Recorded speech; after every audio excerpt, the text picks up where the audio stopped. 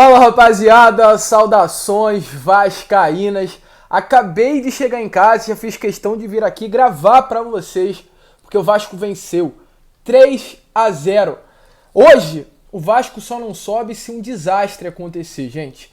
Essa é a grande realidade e não é apenas pela pontuação, não. Não é apenas pelo motivo de o Vasco ter hoje 55 pontos e ter 4 rodadas pela frente e precisar apenas de 2 vitórias. Sendo que joga 2 jogos em casa, onde o Vasco em 17 partidas tem 11 vitórias, 6 empates e nenhuma derrota, contra Criciúma e Sampaio Corrêa dentro de São Januário. Não é apenas por isso, é pelo momento que o Vasco vive na competição.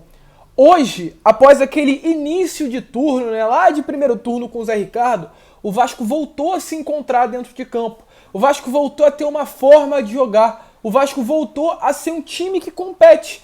E a gente pega, sabe qual o motivo a partir disso? Não sei se vocês lembram o primeiro turno. O mesmo Vasco e Novo Horizontino, lá em Novo Horizonte, São Paulo. Um time que era comandado naquele período, pelo Maurício Souza. Um dos piores jogos do Vasco na Série B do Campeonato Brasileiro, se não o pior. O Vasco levou um baile para o Novo Horizontino no primeiro turno, gente. O Vasco não deu um ataque ao gol. O Vasco não levou nenhum perigo ao Novo Horizontino.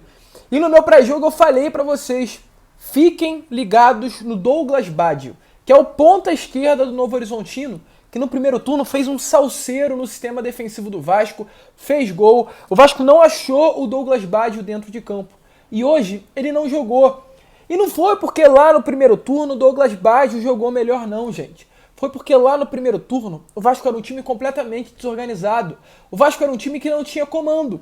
O Vasco era um time que não era um time, pô. O Vasco não tinha nenhuma competitividade naquele período sob o comando do Maurício Souza.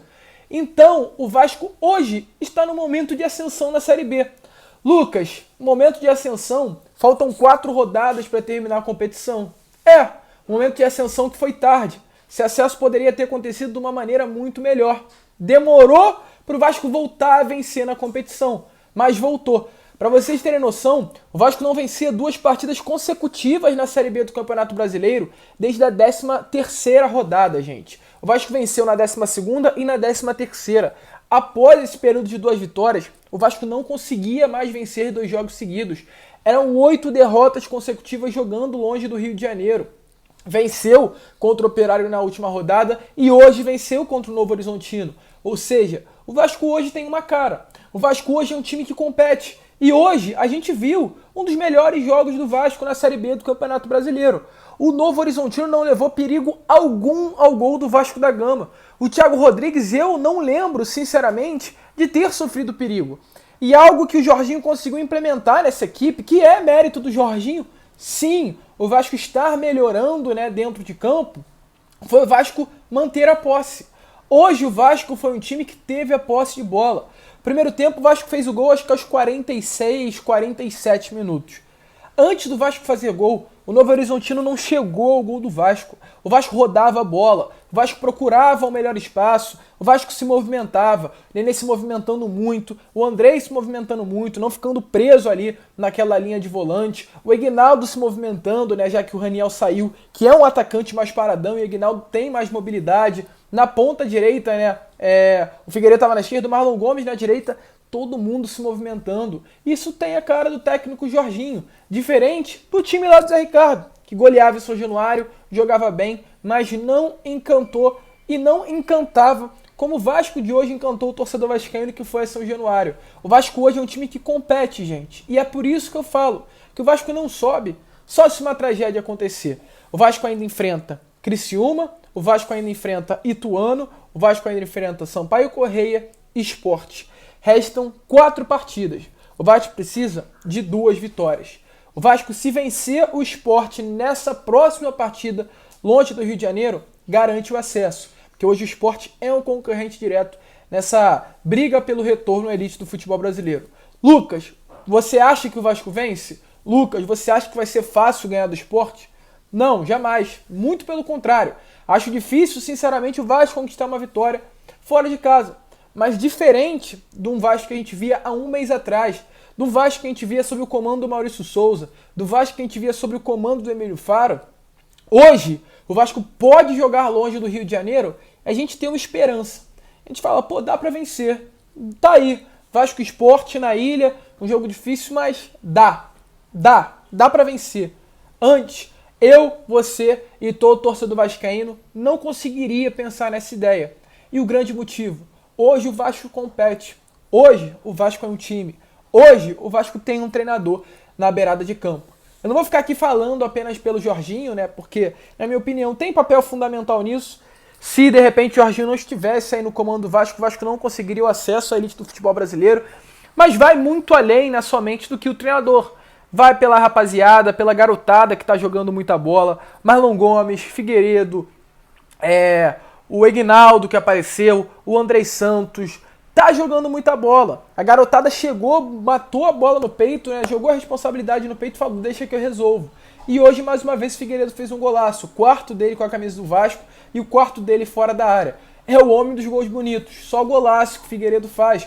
Então essa garotada resolveu. Tem que se falar disso. Há muito tempo que o Vasco não tem uma base que bota a responsabilidade no peito, vai pra cima e resolve. Era isso que estava faltando e com toda certeza essa garotada que hoje pega um Vasco na Série B, jogando contra Novo Horizontino, com uma pressão que jamais foi vista dentro do clube, vai ter uma tranquilidade grande para trabalhar no ano que vem, com estrutura, com jogador, com atletas, com o CT reformado, revitalizado, com grana, com tranquilidade. Essa garotada que esse ano já se destaca, no ano que vem tem de tudo a voar.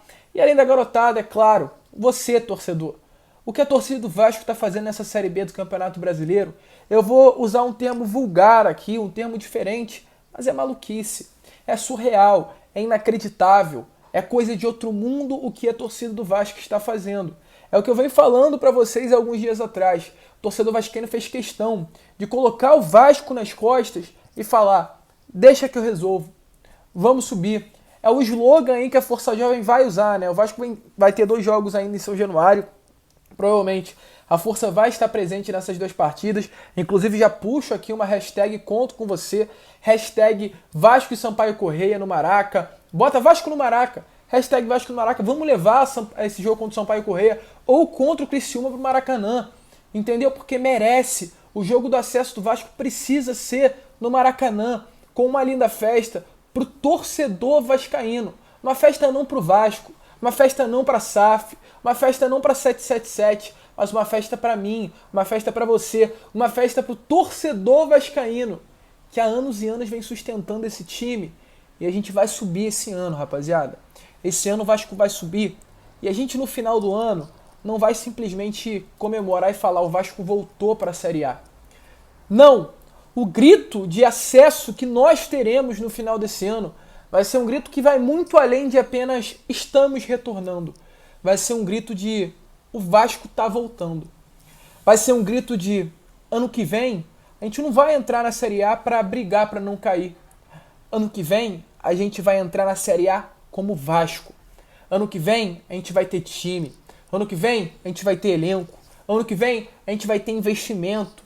Então não vai ser apenas um ufa, voltamos para a Série A. Ufa, o Vasco tá na primeira divisão. Vai ser um ufa, acabou.